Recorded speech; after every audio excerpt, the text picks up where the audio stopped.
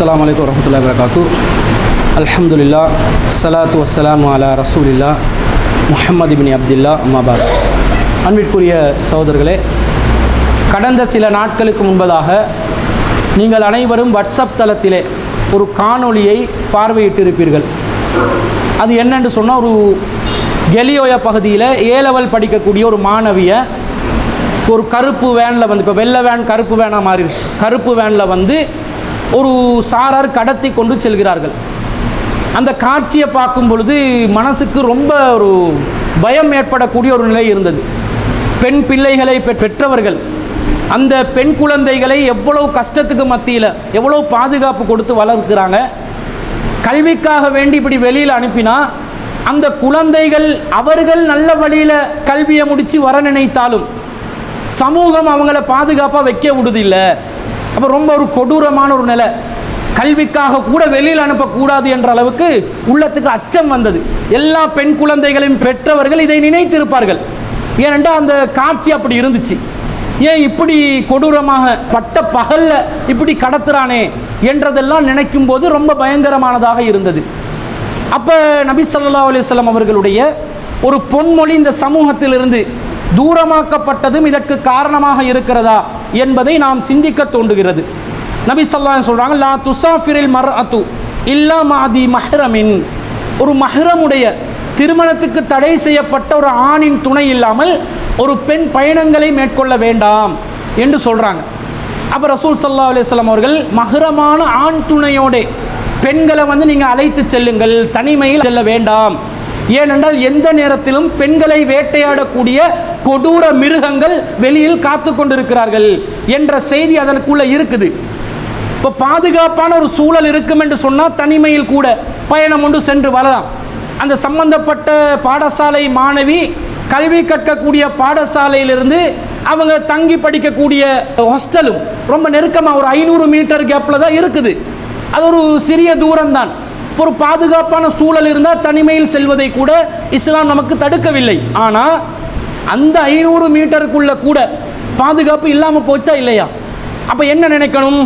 பாடசாலைகளுக்கு நாங்கள் மாணவிகள் அனுப்பினா அல்லது நம்முடைய மனைவிமார்கள் நம்முடைய பெண் உறவுகள் வீட்டிலிருந்து வெளியே செல்லக்கூடிய நிலை இருக்கும் என்றால் பாதுகாப்பான ஒரு சூழலை ஏற்படுத்தாமல் நாங்கள் அனுப்பக்கூடாது.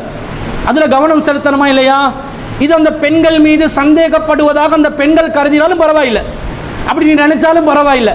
உன்னை பாதுகாப்பது என்னுடைய கடமை, சமூகத்தில் என்னெல்லாம் கொடுமை நடக்குதுன்னு பாரு என்று சொல்லி இந்த மஹ்ரமான துணையுடனே பயணம் அனுப்புவதற்கு நாங்கள் முயற்சி செய்ய வேண்டும். பாதுகாப்பான ஒரு சூழல் இருக்கும் என்றாலும் அந்த கண்காணித்தல் என்பது ரொம்ப முக்கியமானது.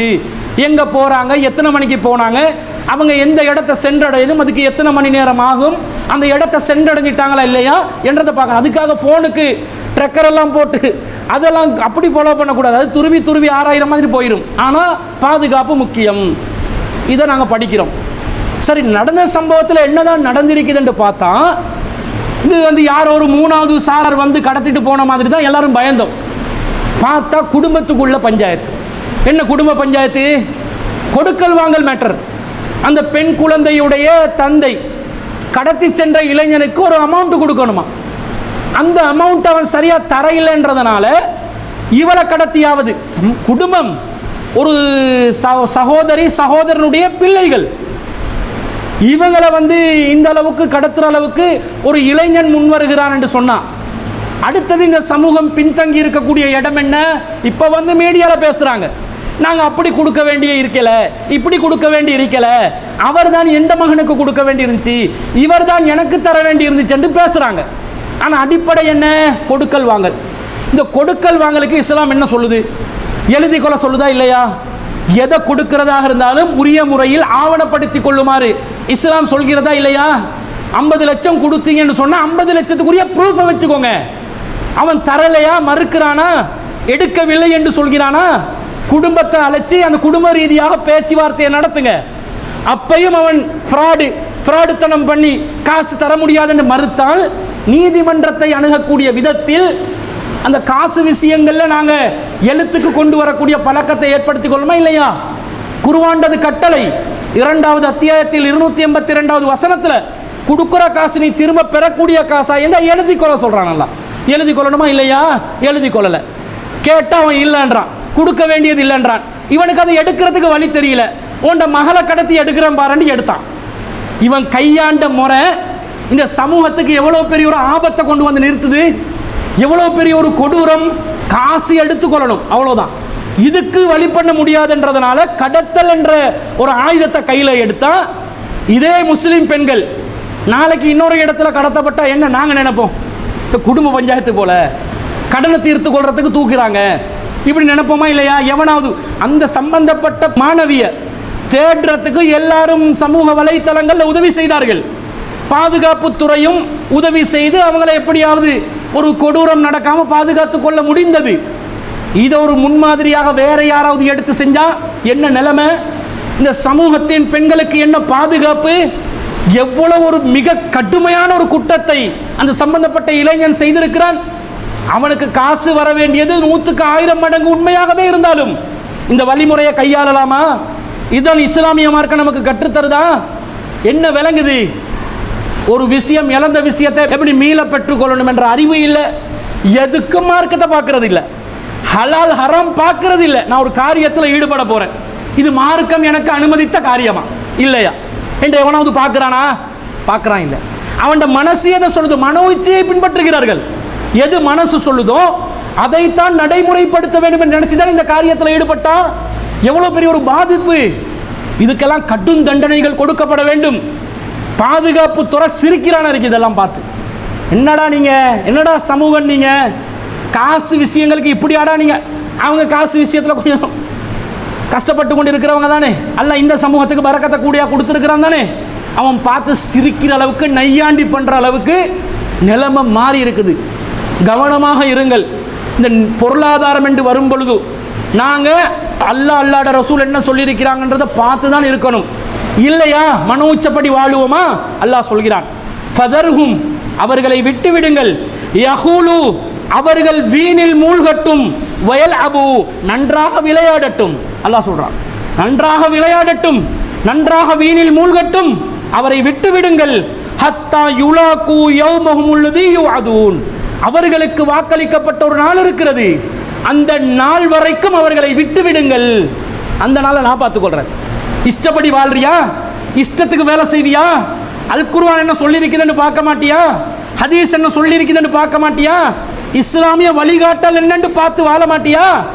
போ, என்ஜாய் பண்ணு, விளையாடு, நல்லா விளையாடு, உன்னை நான் பிடிக்கிறேன்னு அல்லாஹ் சொல்றான்.